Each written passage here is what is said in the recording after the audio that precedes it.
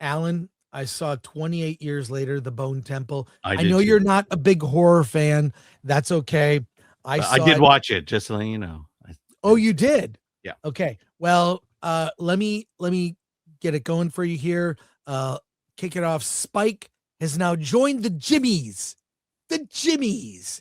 Every person in the Jimmies is named Jimmy. They wear tracksuits. They have blonde wigs. It is a cult started by a young boy who somehow survived. His father's a preacher, and he worships Satan.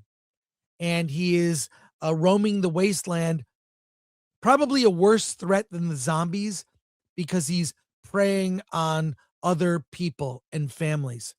And it's horrifying to see. You see that Spike is very apprehensive about what they're doing when the Jimmies attack a young family and torture them. Those scenes are among the most difficult to watch. They're horrifying.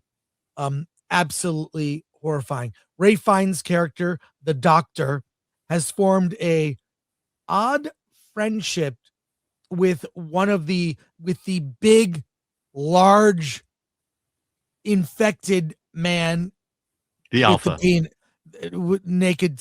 He calls Samson. He gives him morphine, which kind of lulls Samson, and he doesn't attack and kill Ray Fiennes' character, uh, the doctor. He's somehow he's working on maybe I can form a friendship. Maybe there's a way to solve uh, to bring the infected back. So Ray Fiennes is looking for a way to bring the infected back. Spike is doing everything he can to try to survive being in the Jimmies. He has no love for killing at all, which he is forced to do, and does his best to survive in the group. Um, I don't want to give too much away about where this goes. It picks up directly after 28 years later. I cannot wait for the third one. It doesn't exactly end on a cliffhanger, but it sets up the third film, which which kind of brings it all together. I don't want to say exactly how, but I thoroughly enjoyed the way this played out. There's a scene with Ray Fiennes at the climax where he's dancing as Satan to metal, To Iron Maiden. to Iron Maiden, that is uh phenomenal. It's less about the zombie threat and more about what cults have formed and what people have done to survive. The madness that drove this doctor who covers himself with iodine, that madness that drove him to build this bone temple that is looks like a temple to Satan. The payoffs are great. Um, that that that those early scenes of torture porn were difficult, really difficult to watch, but it pays off. Credit to Nia DaCosta. She did not write the script; she directed it. I think she did a really great job. Um, I love Bone Temple.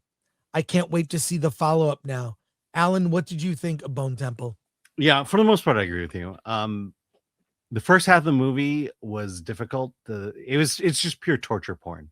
Yes. Uh, Yeah. for the, I was ready to hate it if it was all going to be yeah, like that. I mean, I'm not into torture porn in any sense of the the phrase, and Yeah. I was just, it was, I'm kind of like, I hope the rest of this movie isn't like this, um, and then it got really good in the Yeah, second it half. got really good by the middle.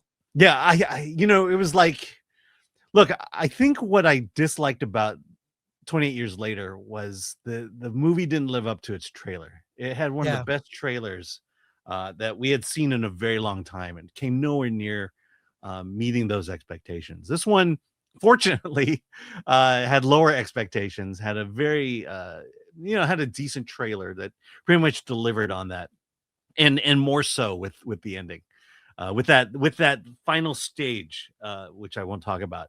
Yeah. I just found all that fascinating, and I think that's what makes zombie movies good. Is because it's not about the zombies. In fact, there's only a handful, maybe a dozen zombies in this movie. It's really about the people. How far are you going to be pushed to survive in this world?